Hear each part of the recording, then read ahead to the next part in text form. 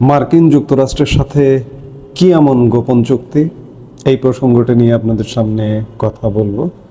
আপনারা জানেন যে মার্কিন যুক্তরাষ্ট্রের বাংলাদেশি পণ্যের ওপর প্রতিযোগিতামূলকভাবে সর্বাধিক আমাদের যারা প্রতিযোগী, বিশেষ করে ভিয়েতনাম, কম্বোডিয়া, চীন, ভারত, পাকিস্তান, আমরা যে পণ্যগুলো যারা রপ্তানি করি তাদের মধ্যে অবস্থা দৃষ্টে মনে হচ্ছে যে বাংলাদেশের উপরে যে শুল্ক আরোপের চিঠি দেওয়া হয়েছে 35% এবং এর সাথে আগে থেকে 16% যে শুল্ক আরোপ আছে সেটি যুক্ত হয়ে 51% শুল্ক দিয়ে মার্কিন বাজারে বাংলাদেশের পণ্য প্রবেশ করতে হবে। এটি প্রতিযোগিতামূলকভাবে সর্বাধিক এবং এই শুল্কটা নিয়েই মার্কিন যুক্তরাষ্ট্রে গত কয়েকদিন যাবৎ ম্যারাথন বৈঠক হয়েছে। গত শুক্রবার সর্বশেষ মার্কিন বাণিজ্য কর্তৃপক্ষের সাথে বাংলাদেশের বাণিজ্য উপদেষ্টার নেতৃত্বে সর্বশেষ একটি বৈঠক হয়েছে দ্বিতীয় দফায়, এবং বাংলাদেশ প্রতিনিধি দল দেশে ফিরে এসছেন এবং তৃতীয় একটি বৈঠক 1 আগস্ট থেকে এই শুল্কটা কার্যকর হবে। এই শুল্কটা কার্যকর হওয়ার আগেই তৃতীয় একটি বৈঠকের প্রস্তুতি নিচ্ছে এবং এই প্রস্তুতির অংশ হিসেবেই গতকালকে বাণিজ্য মন্ত্রণালয় বাণিজ্য উপদেষ্টা নেতৃত্বে বাংলাদেশের ব্যবসায়ীদের সাথে বৈঠক করেছেন এবং বৈঠক শেষে সাংবাদিকদের সাথে আলাপকালে বাণিজ্য উপদেষ্টা বলেছেন যে মার্কিন যুক্তরাষ্ট্রের সাথে বাংলাদেশের একটি গোপন চুক্তি স্বাক্ষর করা আছে। সেই গোপন চুক্তির কারণে কোনো কিছু প্রকাশ করা যাচ্ছে না। কেন এই গোপন চুক্তি করবার আপনারা কি? আপনারা তো বাংলাদেশের প্রতিনিধি নয়, বাংলাদেশের জনগণের নির্বাচিত প্রতিনিধি নয়। আবার প্রশ্ন হচ্ছে কি এমন গোপন চুক্তি আছে? মার্কিন যুক্তরাষ্ট্র বাংলাদেশকে নিয়ে সত্যিকার অর্থে যে একটা খেলা খেলছে এ ব্যাপারে কোনো সন্দেহ নেই, কারণ বাংলাদেশের আজকে দুর্বল মুহূর্ত। বাংলাদেশে কোনো শক্তিশালী সরকার নেই, বাংলাদেশে কোনো রাজনৈতিক সরকার নেই। সেই জায়গায় বাংলাদেশ নিয়ে একটা খেলা খেলবে। এখন এই অনির্বাচিত দুর্বল সরকার মার্কিন যুক্তরাষ্ট্রের কাছে নিজেকে সঁপে দেয় কিনা, সেটি হচ্ছে গুরুত্বপূর্ণ বিষয়। মার্কিন যুক্তরাষ্ট্রের যেসব চাওয়া, সূত্রের খবর থেকে যেটি জানা যাচ্ছে সেটি হচ্ছে মার্কিন যুক্তরাষ্ট্র আসলে ব্যবসার বাইরে ব্যবসাটা বা শুল্কটা বাংলাদেশের জন্য একটা থ্রেড দাঁড় করিয়ে বাংলাদেশের কাছে ব্যবসার বাইরে আরো অনেক কিছু হাসিল করতে চায়।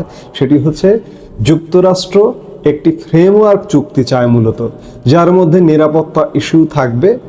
এর মানে দাঁড়ায় যে তারা শুধু বাণিজ্য নয়, বৃহত্তর কৌশলগত ক্ষেত্রে ঢাকার সঙ্গে সম্পৃক্ত হতে চায়।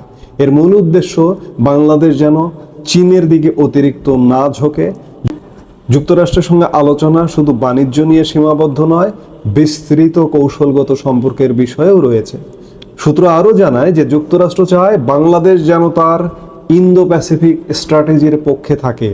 এটি যুক্তরাষ্ট্রের একটি বিস্তৃত কৌশল, যার লক্ষ্য হচ্ছে পুরো অঞ্চলে অর্থনৈতিক ও নিরাপত্তা সহযোগিতা জোরদার করে চীনের প্রভাব মোকাবেলা করা।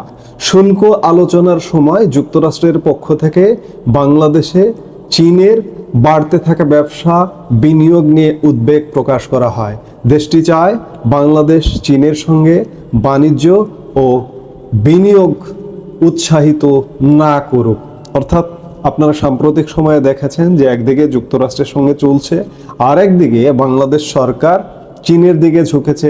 ইতিমধ্যে বাংলাদেশের সরকার প্রধান ডক্টর ইউনূস চীন সফর করেছেন।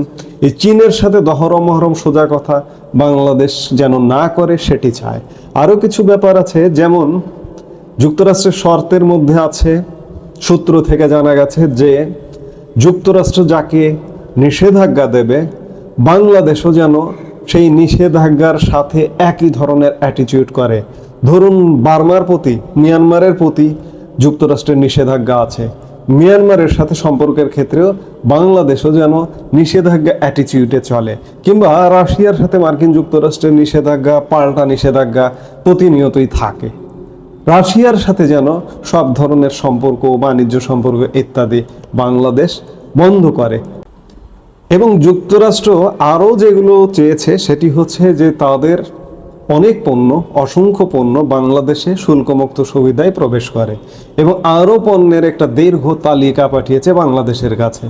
এবং সেই পণ্যগুলোর বাংলাদেশ যে শুল্কমুক্ত সুবিধা দেবে, একই সাথে যেন যুক্তরাষ্ট্রের সাথে যেভাবে শুল্কমুক্ত সুবিধা দিয়েছে পৃথিবীর অন্য কোনো দেশকে যেন এই শুল্কমুক্ত সুবিধা না দেয়। অর্থাৎ বাণিজ্য বা এই যে 35% নতুন শুল্ক আরোপ, এটি হচ্ছে একটা লাঠির ভয় বাংলাদেশকে দেখাচ্ছে।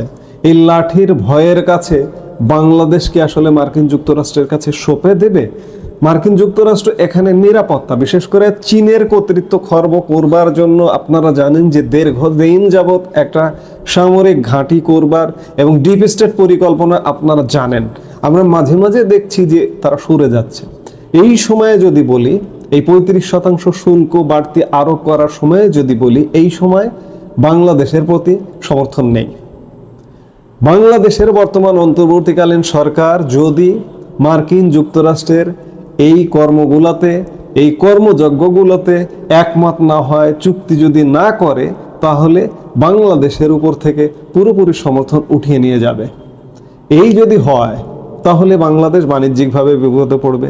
কিন্তু বাংলাদেশের কি করা উচিত? বাংলাদেশের কৌশলগত অবস্থান নেওয়া উচিত, যেন সাপও মরে লাঠিও না ভাঙে। কিন্তু বাংলাদেশ কি সেই কৌশলগত অবস্থানে থাকতে পারছে বা পারবে?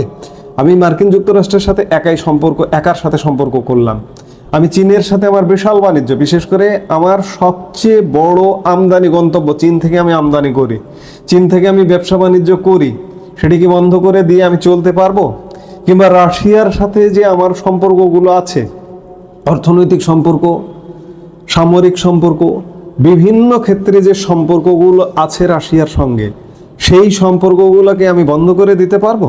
আমি যদি সব বন্ধ করে দেই, শুধুমাত্র মার্কিন যুক্তরাষ্ট্রের সাথে সম্পর্ক রাখি, তাহলে কিন্তু বাংলাদেশ নানা রকম বেকায়দায় পড়ে যাবে।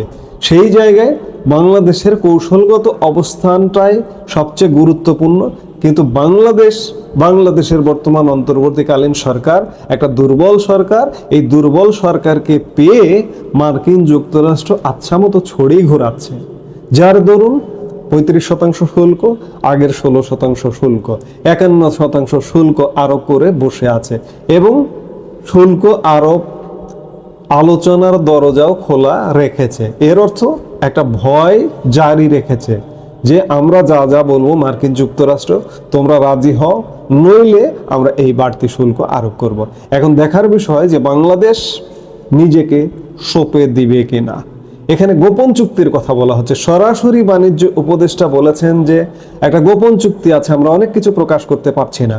তাহলে কি গোপন চুক্তি মার্কিন সামরিক ঘাঁটি করতে চায় এখানে?